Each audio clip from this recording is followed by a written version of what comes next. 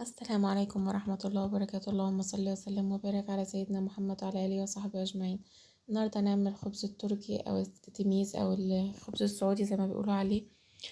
هنا معانا كوباية لبن، ده طبعا اللبن اللي هو بتاع الخط اللي أنا قلت لكم هسيب لكم أعمل لكم فيه طريقة وصفة في الزبدة هنستخدمها هنا.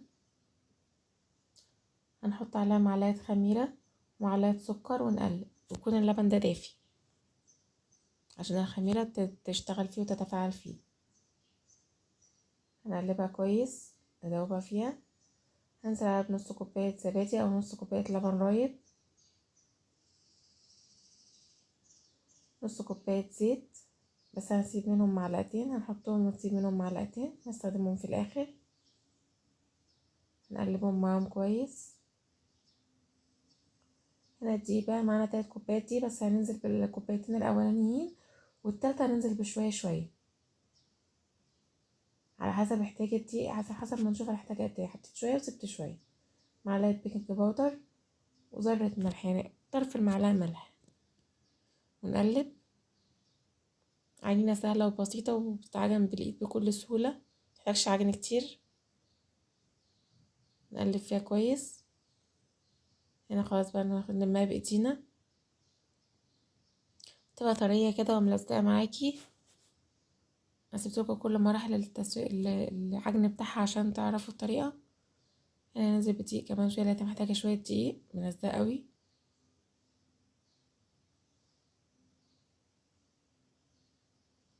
هحط شوية كمان، هي مخدتش الكوباية التالتة كلها، ساب منها شوية،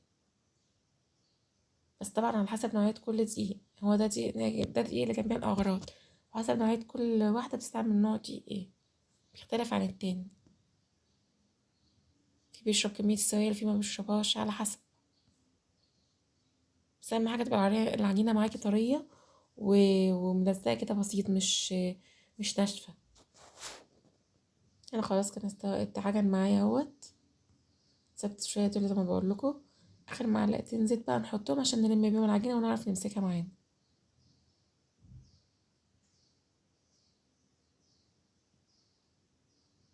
زي ما احنا شايفين هي معانا طرية اهيت ولينة كده وتيجي معانا، حتى لسه مخمرتش وبتروح وبتيجي معانا، يعني نعرف نبططها. هنا هنسيبها تخمر بقى ساعة. هنا كانت خمرت معانا اهي.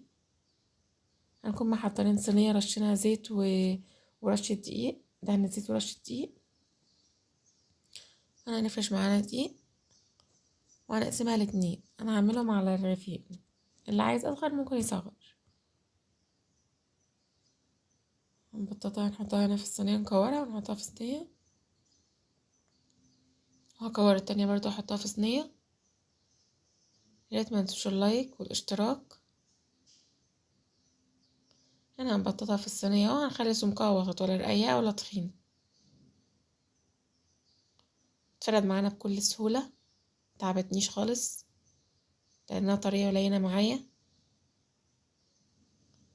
عيش ما باخدش 10 دقايق في عمايل. تاكل جنب الفول والطعمية والكباب، حاجات كتير، طعمه حلو جدا. هنا دهنين ايدينا زيت وبنبطط بيه عشان ما يلزقش معانا العجينة.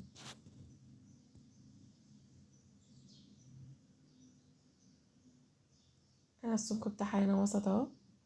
هنا بقى نعملها كده بصوابعنا، بتاخد شكل كده، بنفرخها كده بصوابعنا،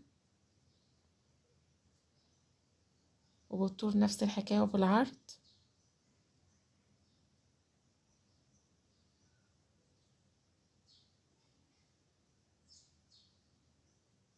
هنعمل التانية زيها، ونكون مشغلين الفرن على أعلى درجة حرارة عشان يسخن.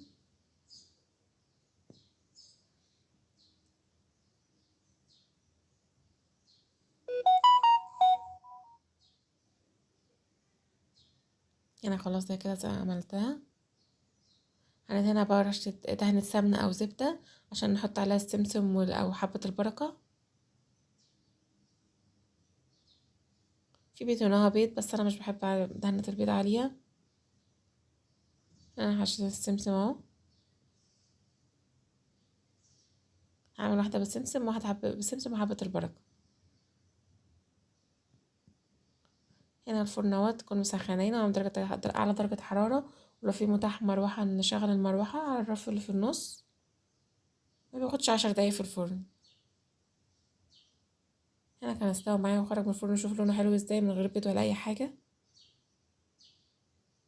انا بوريكم الطراوة بتاعه، طري جدا وهش جدا من جوه، طعمه حلو جدا. يا ريت لو وصلتوا معانا لاخر الفيديو متنسوش اللايك والاشتراك في القناه وتفعيل الجرس عشان يوصلكوا كل جديد. ويا ريت متنسوش بتعليقاتكم عشان اعرف الفيديو عجبكم. بقولكوا طعمه حلو جدا. بألف هنا وشفا وشكرا.